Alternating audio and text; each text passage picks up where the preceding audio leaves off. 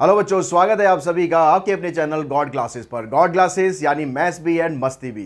तो बच्चों, आज की जो क्लास है एक बड़ी इंपॉर्टेंट क्लास है और बड़ी मस्ती भरी क्लास है, बड़ी अच्छी क्लास है, क्योंकि आज जो चैप्टर हम स्टार्ट करने वाले हैं ना, बड़ा मज़ेदार चैप्टर है। अप्लाइड मैथमेटिक्स क्लास 11 का चैप्टर है क्वान्टिटेटिव एप्टीट्यूड।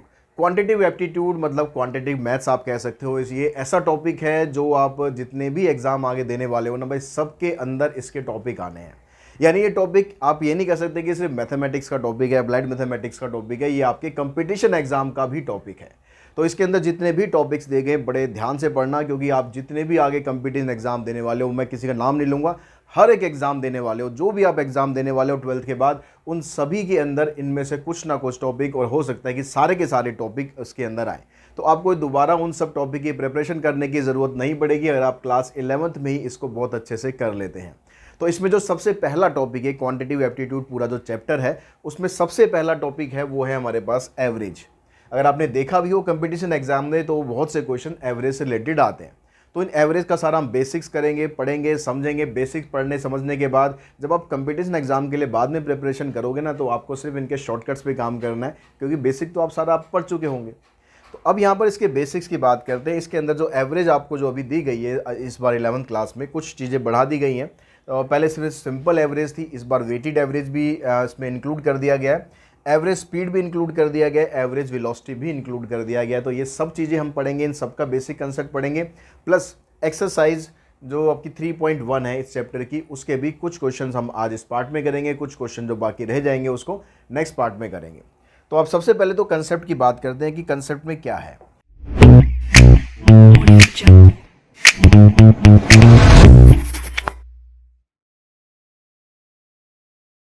सबसे पहले बात करते हैं हम सिंपल एवरेज की, या जिसे आप एवरेज भी बोलते हो। खाली एवरेज हम इसे बोल सकते हैं, हम इसे मीन भी बोल सकते हैं। ठीक है, इसको डिनोट करने का ये तरीका सिंबल होता है। तो आप मीन निकालते हो किसी भी ऑब्जर्वेशन का, आप मेरे ख्याल 6-7 क्लास से पढ़ते आ रहे हो कि मीन हम कैसे निकालते हैं।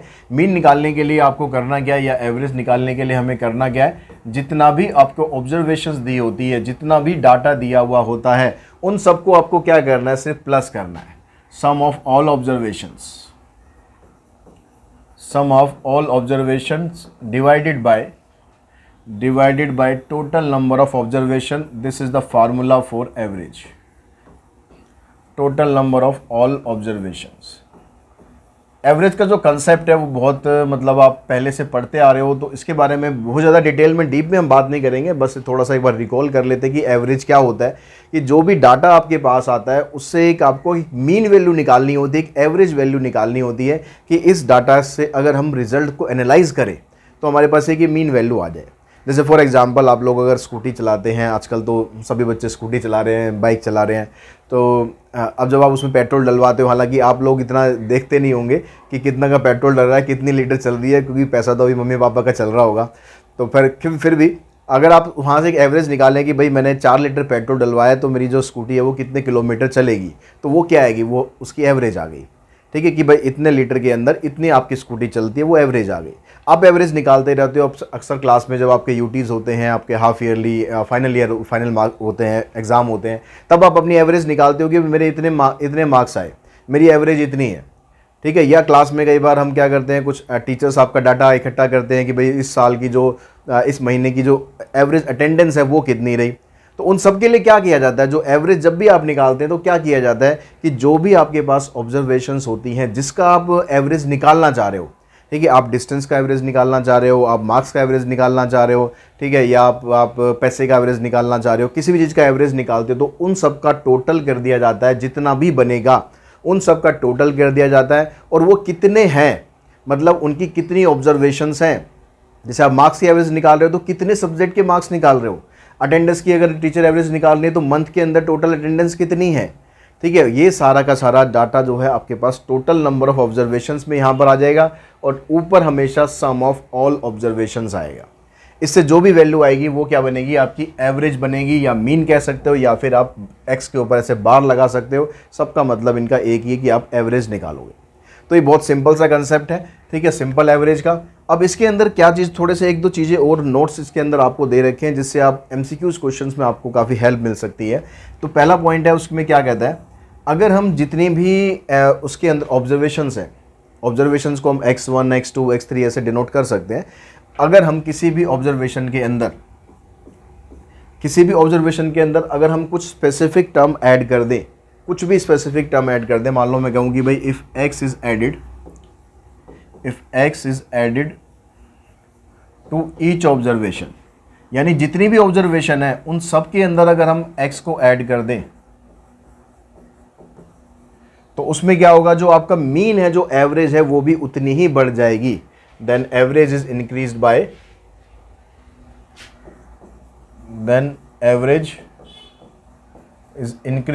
x।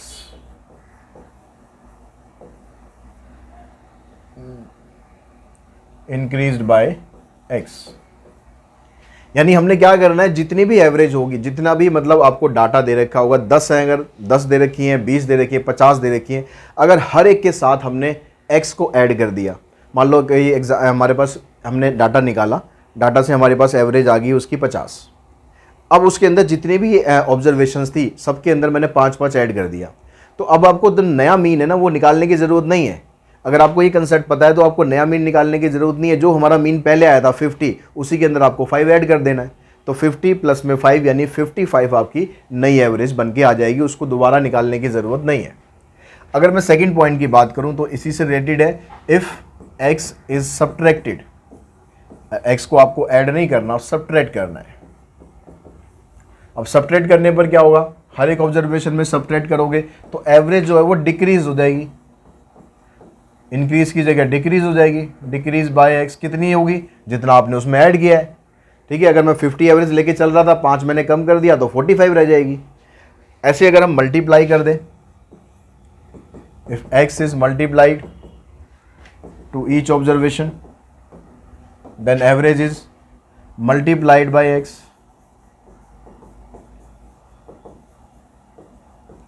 अगर हर एक ऑब्जर्वेशन को मल्टीप्लाई कर दिया मैंने 5 से, ठीक है, तो उसका जो एवरेज आएगा वो भी 5 से मल्टीप्लाई हो जाएगा, यानी 50 की जगह बन जाएगा 250। ठीक है, उसके बाद अगर हम डिवाइड कर दें, सेम कंसेप्ट, अगर हम डिवाइड कर दें, यहाँ पर सब्ट्रैक्ट नहीं, यहाँ मल्टीप्लाई लिखना था, और यहाँ पर डिवाइड। अगर हम डिवाइड कर दें तो एवरेज क्या हो जाएगी, डिवाइड हो जाएगी।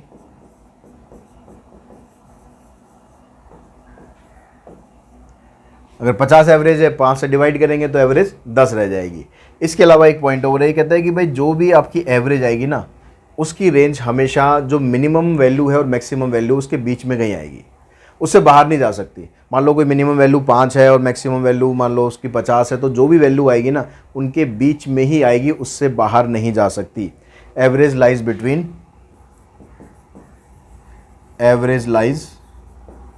Between maximum and minimum value,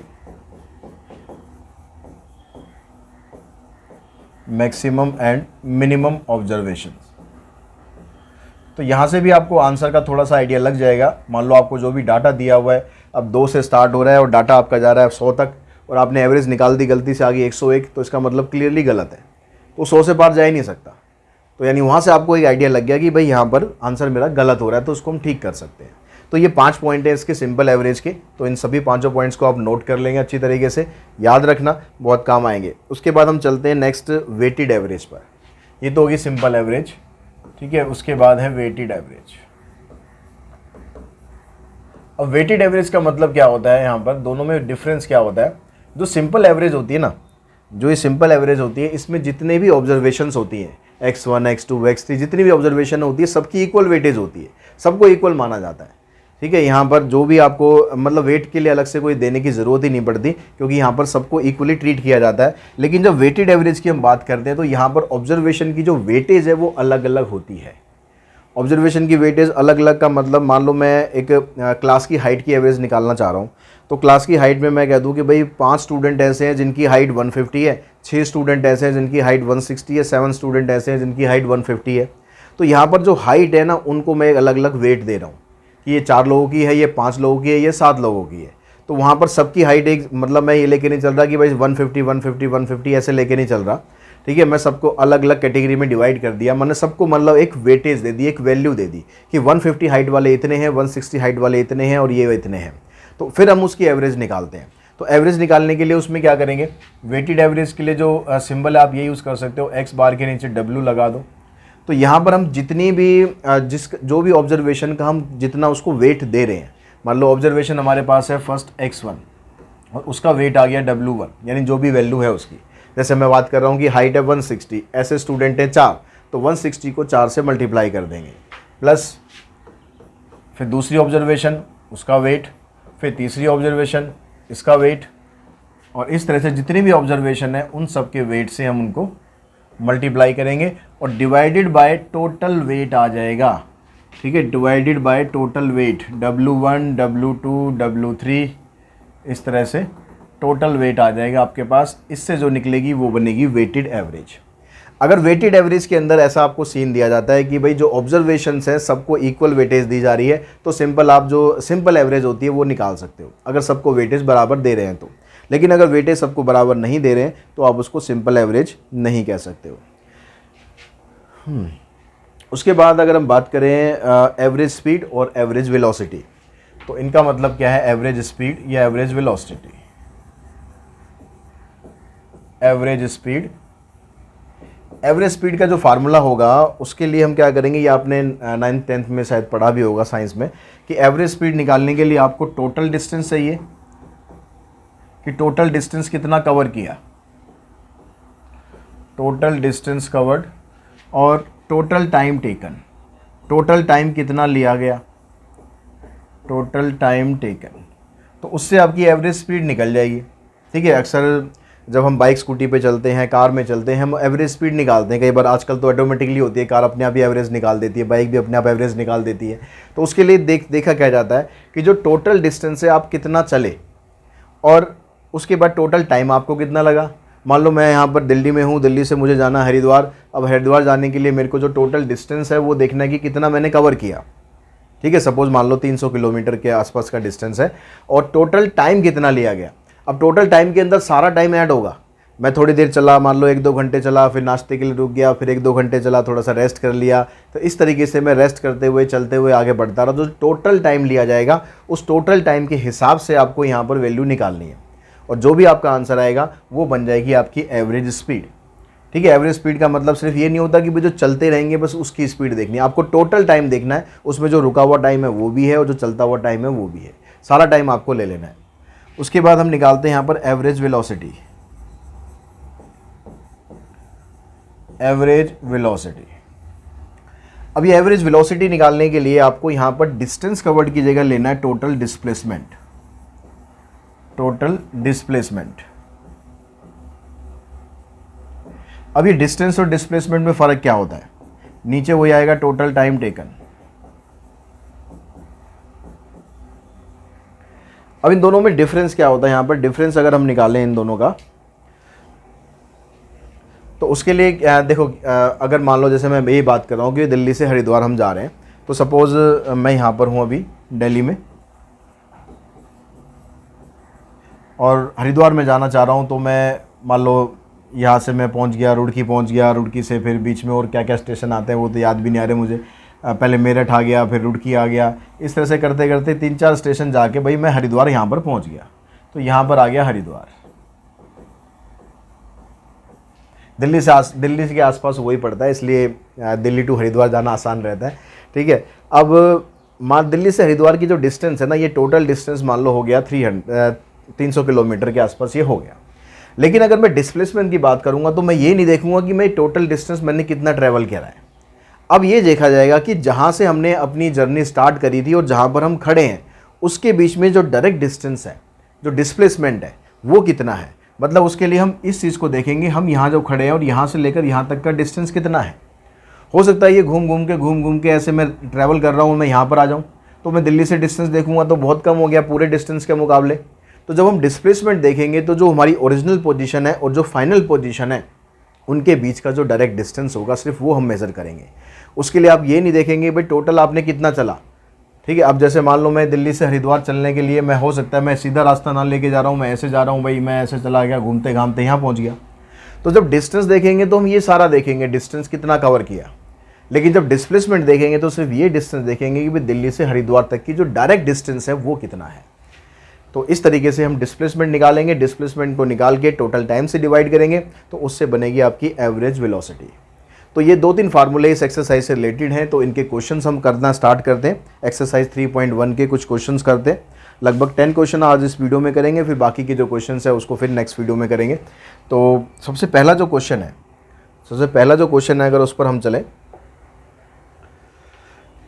तो ये हमारी एक्सरसाइज आ गई क्वांटिटेटिव एप्टीट्यूड एक्सरसाइज 3.1। सबसे जो पहला क्वेश्चन है अगर हम उसकी बात करते हैं तो यहाँ पर कहता है कि find the mean of the first 12 natural number. जो पहले 12 नेचुरल नंबर है उसका आपको मीन फाइंड करना है। अब मीन फाइंड करने के लिए आपको क्या करना पड़ेगा, मीन फाइंड करने के लिए आपको नंबर चाहिए पहले, वो कौन से 12 नेचुरल नंबर है। अब नेचुरल नंबर कहाँ से स्टार्ट होते हैं ये सबको पता ही होगा आपको, नेचुरल नंबर स्टार्ट होता है 1 से। तो 1 से स्टार्ट करके आपको 12 नेचुरल नंबर ले लेने हैं, ठीक है। तो मीन इसका क्या बनेगा, मीन बनेगा यहाँ पर 1 + 2 + 3 + 4, ऐसे करके सारे के सारे नेचुरल नंबर हम लिख देते हैं 12 तक। जितने पूछे जाएंगे उतने इसमें आपको बताने हैं, और इन सब का टोटल जो आएगा उसको डिवाइड करेंगे हम 12 से, क्योंकि 12 ऑब्जर्वेशन है इसके अंदर, 12 नंबर हैं इसके अंदर। अब इनका टोटल कर लो, टोटल इनका क्या बनेगा। देखो अब टोटल जब हम करेंगे तो थोड़ा सा उसमें ट्रिक्स लगाओ कि कैसे आप डायरेक्ट जल्दी कर सकते हो। टोटल 1 के साथ मैं इस 9 को ले लेता हूँ, तो ये 10 हो गया, फिर ये 10 हो गया, 20 30 40 तक यहाँ हो गया। 40 के बाद अभी 5 रह रहा है यहाँ पर, 50 60 70 में 3 ये ऐड करो, 73 + 5 78, तो ये बन गया 78/12। अब इसको आप कैंसिल कर लो, 4 से कैंसिल कर लेते हैं, 4 से तो नहीं होगा, 2 से कर लेते हैं, तो 39/6।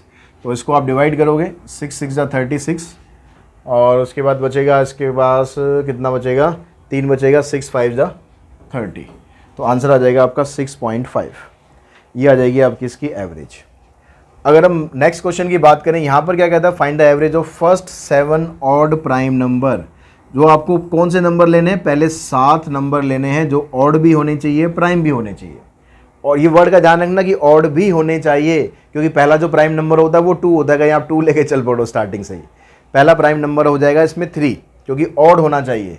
तो पहला प्राइम नंबर 3 आया, 3 के बाद 5, 5 के बाद 7, 7 के बाद 9 नहीं होगा, 11 हो जाएगा, 11 के बाद 13, 13 के बाद 17, 17 के बाद 19। देखो 7 हुए नहीं हुए, 1 2 3 4 5 6 7। अब 7 नंबर हैं तो 7 से आपको इसको डिवाइड करना पड़ेगा।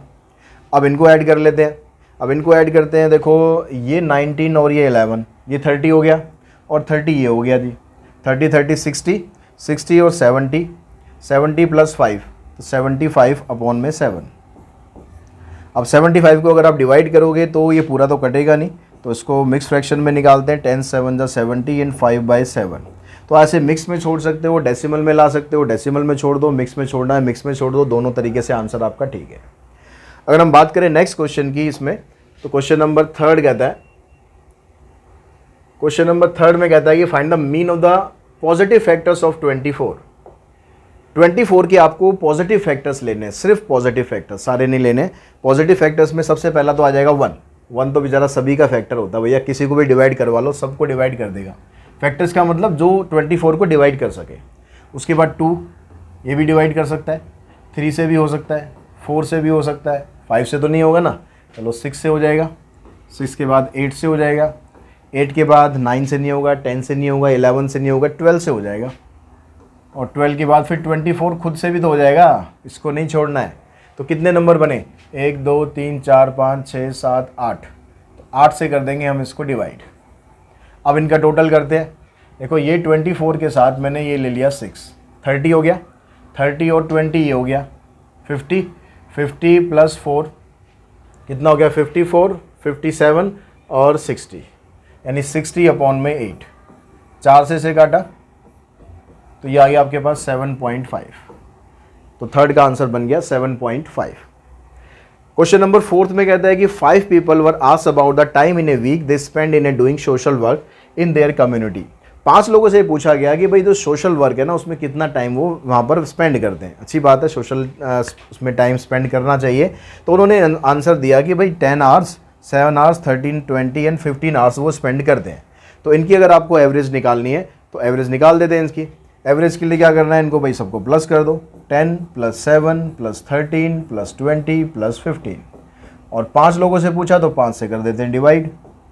अब यहाँ पर 13 और ये 7 20 हो गया, 20 ये हो गया, 40, 50, 60 + 5 यानी 65। काट देंगे, आंसर आ जाएगा 13।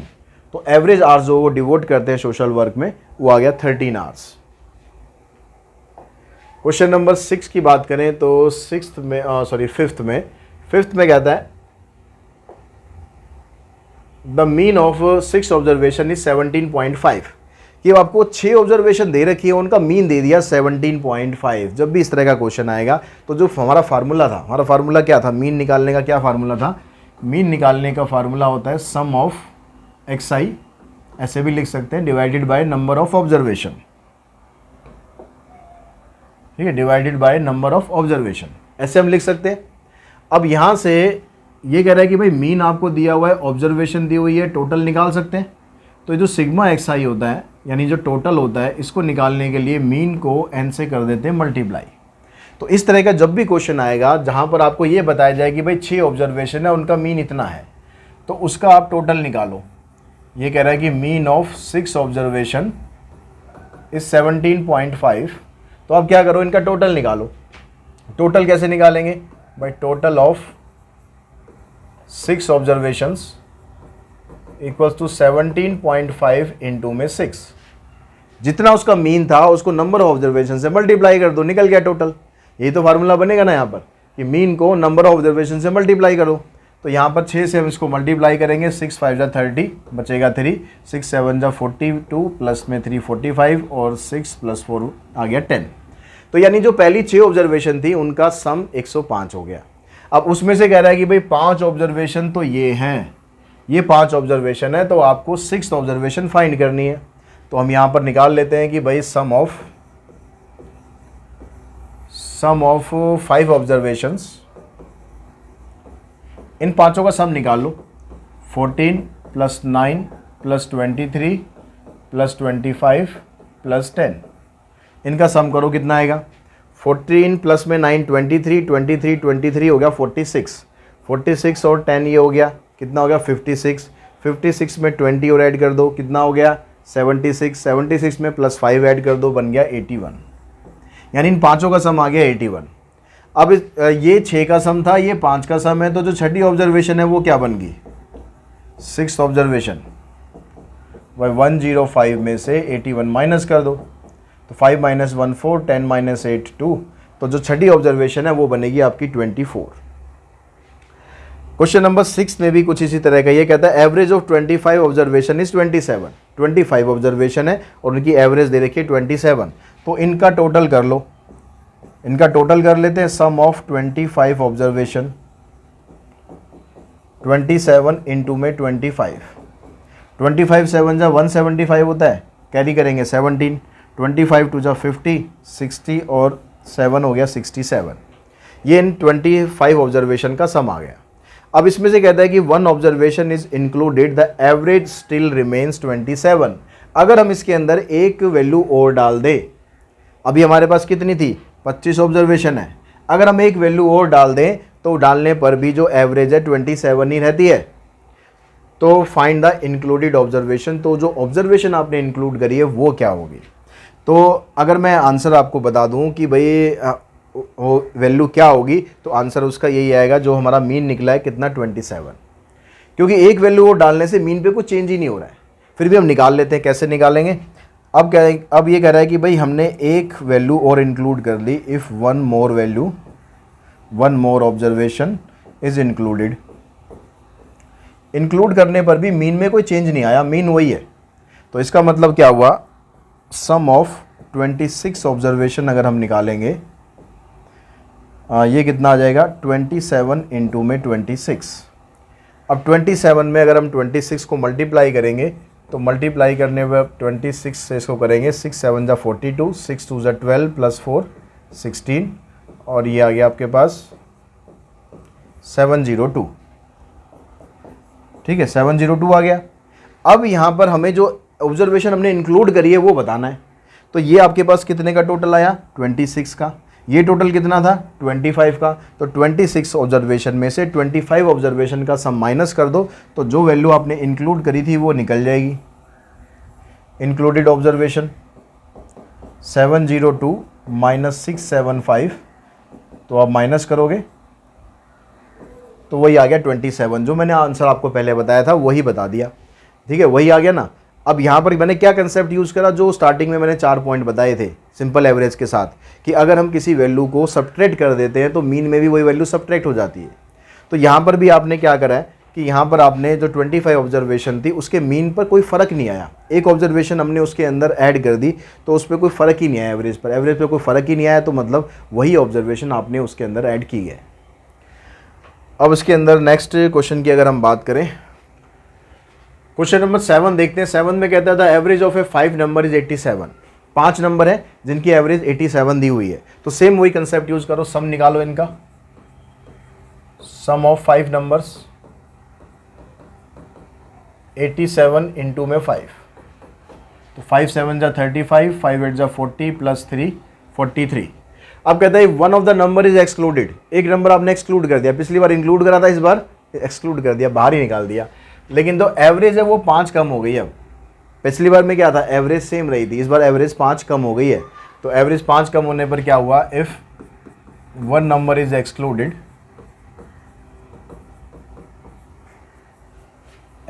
देन एवरेज, तो एवरेज कितनी हो गई, एवरेज रहेगी उसकी जो पहले एवरेज थी, कितनी थी, पहले थी एवरेज 87, उसमें से 5 कम हो गई, यानी एवरेज रहेगी 82।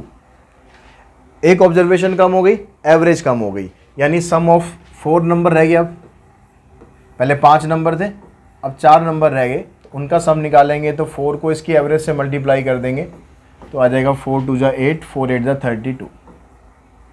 तो यानी जो 4 ऑब्जर्वेशन थी एक्सक्लूड करने के बाद उनका सम ये है, और जो 5 ऑब्जर्वेशन थी उनका सम ये था। तो इसमें से आप इसको माइनस करोगे तो आपके पास एक्सक्लूडेड वैल्यू आ जाएगी।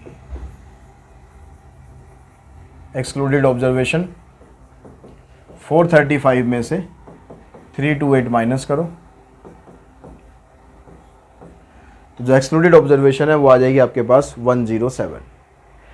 अगर हम नेक्स्ट क्वेश्चन की बात करें, इसमें कहता है कि nursery is close on Sunday, एक नर्सरी संडे को होगी क्लोज, ठीक है, क्या करें भाई, क्लोज हुई तो कहता था average plant sold in the remaining 6 days of a week is 156 plant and the average sale from Monday to Friday is 124 plant. जो एवरेज सेल हो रही है कब से कब तक, बाकी के 6 दिन तक एवरेज सेल इतनी हो रही है 156 प्लांट्स की, और average sale from Monday to Friday ये हो रही है 124 प्लांट की। तो find the number of plant sold on Saturday, तो सैटरडे को कितने प्लांट बिके। तो क्वेश्चन के कान जो है ना सीधा सीधा नहीं पकड़ रहा, कह रहा मैं घुमा के कान पकड़ूंगा, भाई हम पकड़ लो भाई, जैसे मर्जी पकड़ लो, हमें तो क्वेश्चन पर करना ही करना पड़ेगा। अब ये क्वेश्चन जो है, बाकी क्वेश्चन जो हम करते आ रहे हैं उनसे कोई अलग थोड़ी ना है, सीधा सीधा ये कह रहा है कि भाई जो 6 दिन है, 6 दिन की एवरेज इतनी है और 5 दिन की एवरेज इतनी है, तो आपको छठे दिन की सेल बतानी है कितनी है, ठीक है। तो हम निकाल लेते हैं sum of plants from sum of plants sold और लिख देना बीच में, फ्रॉम कब से कब तक, रिमेनिंग 6 डे, संडे को तो बंद रहती है, यानी मंडे से लेकर सैटरडे तक, तो 6 दिन हो गए। तो 6 को हम इसकी एवरेज से मल्टीप्लाई करेंगे, एवरेज है इसकी 156, तो 6 6 जा 36, 6 5 जा 30 प्लस 3 और 6 प्लस 3 9, तो 936 प्लांट बेच दी हमने मंडे से लेकर सैटरडे तक। अब ये कह रहा है मंडे से फ्राइडे तक एवरेज सेल 124 है, तो sum of plant sold from Monday to Friday. अब मंडे टू फ्राइडे दिन हो गए 5, तो 5 को इसकी सेल से मल्टीप्लाई कर दो, 5 4 जा 20, 5 2 जा 10 प्लस 2 12, 5 प्लस 1 6। तो ये 6 दिन की सेल है, ये 5 दिन की सेल है, इसमें से इसको माइनस कर दो तो प्लांट सोल्ड ऑन सैटरडे निकल जाएगा। प्लांट सोल्ड ऑन सैटरडे कितना आ गया, 936 में से माइनस करना आपको 620, तो माइनस करा आपने ये आ गया 316, यानी अकेले सैटरडे को ही 316 प्लांट बिक गए हैं, यानी एवरेज से ज़्यादा है। चाहे आप यहाँ की बात करो चाहे यहाँ की बात करो, तो नर्सरी जो है ना सैटरडे को ज़रूर खुलनी चाहिए, क्योंकि ज़्यादा लोग सैटरडे को ही आते हैं, और संडे को खुलेगी तो क्या पता सेल और बढ़ जाए। तो नर्सरी के बिज़नेस में जाना है जिसको, भाई ध्यान रखना, ठीक है। अब यहाँ पर देखिए ये क्वेश्चन क्या कहता है, नाइन्थ में कहता है कि the average of 5 consecutive number is 125। जो 5 कंसेक्यूटिव नंबर है, कंसेक्यूटिव नंबर होते हैं जो कंटिन्यूसली एक के बाद एक चलते रहते हैं, तो उनके अगर हम देखें तो एवरेज जो है वो 125 है। तो find the product of the number at the extreme position. Extreme position मतलब जो सबसे छोटा नंबर है और जो सबसे बड़ा नंबर है, उन दोनों का आपको क्या बताना है, प्रोडक्ट बताना है। अब इसके लिए पहले तो क्या कर ले, पहले तो नंबर देख ले कौन कौन से हैं कंसेक्यूटिव नंबर। तो कंसेक्यूटिव नंबर मान लेते हैं, एक x है, एक x+1 है, एक x+2 है, एक x+3 है और x+4 है। 5 नंबर हो गए। अभी कहता है कि इन सब की जो एवरेज है वो 125 है। तो एवरेज कैसे निकालते हैं हम, इनका सम करेंगे, x + x+1 + x+2 + x+3 + x+4, इन सबको डिवाइड करें अगर हम 5 से, तो इनकी एवरेज बनती है 125। तो x कितनी बार आ गया, 5 बार आ गया। नंबर क्या हो गया, 1 + 2 3, 3 + 3 6, 6 + 4 10, और इस 5 को वहाँ मल्टीप्लाई करेंगे, बन जाएगा 625। तो 5x की वैल्यू होगी 615, यानी x की वैल्यू कितनी हो जाएगी, 123। तो यानी एक जो पहला वाला नंबर है वो है 123 और जो लास्ट नंबर है वो है 127। तो अब हमें क्या बताना है, हमें बताना है product of the number at the extreme position. तो एक्सट्रीम नंबर कौन से हो गए, एक्सट्रीम नंबर्स हो गए, पहला नंबर है 123 और जो लास्ट वन नंबर आएगा 123 + 4 यानी 127। अब हमें करना है इन दोनों का प्रोडक्ट, यानी इन दोनों को मल्टीप्लाई करके देखना है। तो 123 इंटू में 127, इसको आप मल्टीप्लाई कर लो, ठीक है। मल्टीप्लाई तो आप लोग कर ही सकते हो, अब मल्टीप्लाई करोगे तो आंसर आ रहा है आपका 15621। चेक कर लेना, मल्टीप्लाई में कुछ गड़बड़ हो तो कमेंट बॉक्स में कमेंट करके बता देना। अब नेक्स्ट 10th क्वेश्चन में कहता है कि the following are the weight of the 8 student of a class के 8 स्टूडेंट हैं, उनका ये वेट है। तो कह रहा फाइंड द एवरेज वेट। तो एवरेज निकालने के लिए क्या करना है, इन सबको प्लस करके 8 से डिवाइड कर दो। तो प्लस करके हम इसको 8 से डिवाइड करते हैं, पहले प्लस तो कर लेते हैं इसे, 5 और 7 12, 13 4 17, 17 17 और 3 20, डेसिमल के इधर वाले आ गए 20, मतलब 2 हो गया कैरी। अब 2 कैरी करा तो हमने यहाँ से आ गया 4 और 2 6, 8 14, 5 19, 19 3 22, 23 23 और 9 32, बचा 3, 3 5 8, 4 12, 16 20, 5 25, 4 29, 5 34 और 4 38। टोटल वोटल देखते रहना भाई। डिवाइड करना है किससे, 8 स्टूडेंट है। तो 8 से डिवाइड करने का मतलब है कि 2 से डिवाइड करो, पहले तो 2 से काटो, फिर 4 से इसको डिवाइड करके देखो कितना बनता है, 4 4। तो 191 को हम डिवाइड कर लेते हैं 4 से, तो बनेगा आपके पास 4 4 जा 16, फिर 3 बचेगा, 4 7 जा 28, फिर 3 बचेगा, 4 7 जा 28, 4 5 जा 20। ये तो आ गया इनका एवरेज वेट। अब आगे क्वेश्चन में कहता है कि with teacher whose weight is 62, ठीक है, मेरा वेट तो ज़्यादा ही हो गया इससे, ठीक है। अब एक टीचर है जिसका वेट 62 है, is also included, then what will be the average weight. तो फिर एवरेज वेट कितना होगा। अब टीचर के आने से क्या हुआ कि जो वेट 62 जो था टीचर का वेट, वो और बढ़ गया। अब टीचर का वेट बढ़ने के साथ साथ नंबर ऑब्जर्वेशन भी तो बढ़ गई। तो अब जो एवरेज यहाँ पर आएगी वो कितनी बनेगी, पहले हमारे पास जो वेट आया ना, टोटल जो वेट हमारे पास कितना आया था, 382 आया। इस 382 वेट के अंदर जो टीचर का वेट है 62 वो और ऐड कर देंगे, और नंबर ऑब्जर्वेशन अब 8 की जगह हो जाएगी 9, क्योंकि टीचर को भी तो काउंट करना है ना, उसका वेट लिया है तो उसको भी काउंट करना है। तो अब इन दोनों को आप सॉल्व करो, 2 + 2 4, 8 + 6 14, और इधर आ गया 4। अब 9 से हम इसको डिवाइड कर लेते हैं, 3 से पहले काट लेते हैं, 3 से कट जाएगा, 3 1 जा 3, फिर 1 बचेगा, 3 4 जा 12। अब 3 से करोगे इसके, 3 4 जा 12, फिर 3 9 जा 27, 49.33 आ गया। अब टीचर के वेट बढ़ने से जो एवरेज वेट था ना वो भी बढ़ गया। क्यों बढ़ गया, क्योंकि टीचर का वेट एवरेज वेट से ज़्यादा था, इसलिए एवरेज वेट भी बढ़ गया। तो इस तरह से क्वेश्चन नंबर हो गया हमारा 10। अब क्वेश्चन नंबर हम चलते हैं 11 पर। 11th क्वेश्चन में कहता है कि यहाँ पर कहता है the average height of 10 student is this. 10 student है, उनकी एवरेज हाइट इतनी है, 2 more student of height this and this can join the group, तो what is the new average height. अब जो पहले 10 हमारे पास स्टूडेंट थे उनकी एवरेज हाइट इतनी दे रखी है, तो उनका सम निकाल लो। तो sum of height of 10 students, जैसा भी अभी हमने किया उसी क्वेश्चन की तरह ही है ये।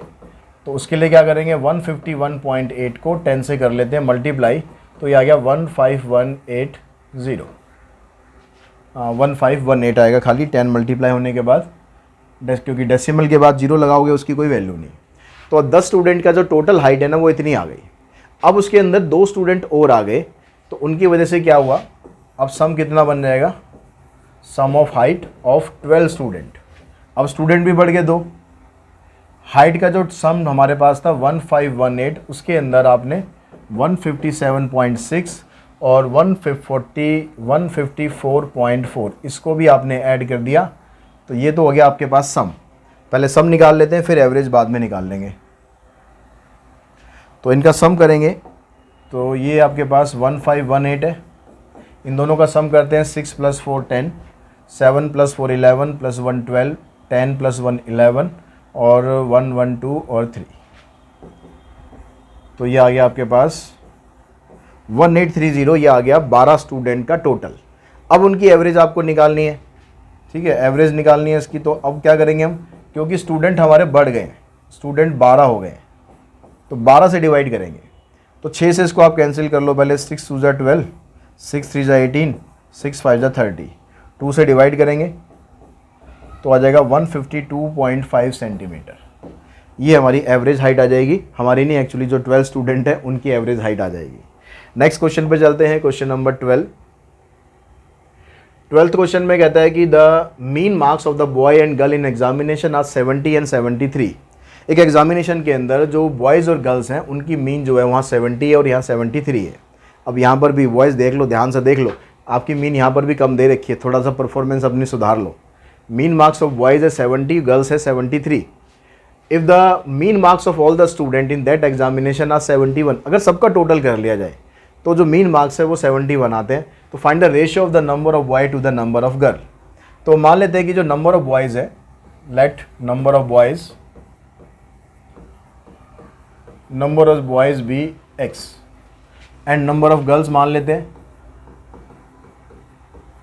ये हमारे पास 7 नंबर ऑफ गर्ल्स होगी y। अब जो मीन मार्क्स है बॉयज़ का वो तो है 70, यानी अगर हम बॉयज़ के मार्क्स का सम निकालें, टोटल मार्क्स ऑफ बॉयज़, तो ये कितना बन जाएगा, 70 इंटू में x, ऐसे निकालते हैं ना टोटल। एवरेज को नंबर ऑफ ऑब्जर्वेशन से मल्टीप्लाई कर देते हैं। अब नंबर ऑफ स्टूडेंट हमारे पास बॉयज़ x हैं और उनकी एवरेज है 70, तो उसको मल्टीप्लाई करा। ऐसे ही हम टोटल मार्क्स निकाल लेते हैं गर्ल्स के टोटल मार्क्स बने 73y। यानी एक तरह से ये जो बॉयज़ और गर्ल्स के मार्क्स है ये टोटल स्कूल के मार्क्स ही हो गए। लेकिन टोटल स्कूल के मार्क्स के लिए आपको ये यहाँ पर ये भी बता रहा है कि अगर हम सबकी एवरेज निकालें तो 71 है। तो टोटल स्टूडेंट कितने हो गए स्कूल के अंदर, टोटल स्टूडेंट हो कितने गए, जो उसने हमने नंबर ऑफ बॉयज़ और गर्ल्स लिया था उन दोनों का टोटल करके वही तो टोटल स्टूडेंट बनेंगे। और इनकी जो टोटल स्टूडेंट की एवरेज है वो 71 है, तो इनका टोटल कितना हुआ, total marks of all students, ये बन गया x + y इंटू में 71। तो 71 से मल्टीप्लाई कर दो इसे। तो यानी अब समझने की बात यह है कि इसने जो total marks of all student दे दिए वो इसने ये भी दे दिए, और total marks of all student ये भी तो हैं, ये बॉयज़ के मार्क्स है, ये गर्ल्स के मार्क्स है, तो इनका टोटल करेंगे तो ये भी तो टोटल आ जाएगा। यानी इन दोनों का टोटल इसके बराबर होना चाहिए अकॉर्डिंग टू क्वेश्चन। तो 70x + 73y is equals to 71x + 71y। अब हमें रेशो बतानी है बॉयज़ और गर्ल्स की, तो हम x वाले को इधर ले आते हैं तो -x हो जाएगा, इसको उधर लेके जाएंगे तो -2y आ जाएगा, माइनस से माइनस कैंसिल करो, x और y आ गया 2:1। यानी जो बॉयज़ और गर्ल्स की रेशो है वो है 2:1।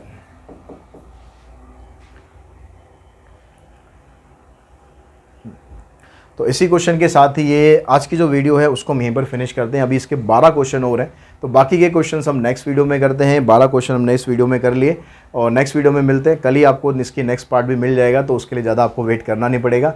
और साथ ही कंटेंट आप लोगों को अच्छा लग रहा है तो अपने फ्रेंड्स के साथ भी शेयर कीजिए चैनल को, और जितना ज़्यादा आप शेयर कर सकते हैं चैनल को उतना ज़्यादा शेयर करने की कोशिश कीजिए, ताकि गॉड क्लासेस जो फैमिली है वो लगातार ऐसे बढ़ती रहे आप लोगों के सपोर्ट के साथ, आप लोगों के प्यार के साथ। आज की इस वीडियो को यहीं फिनिश करते हैं। Thanks all of you.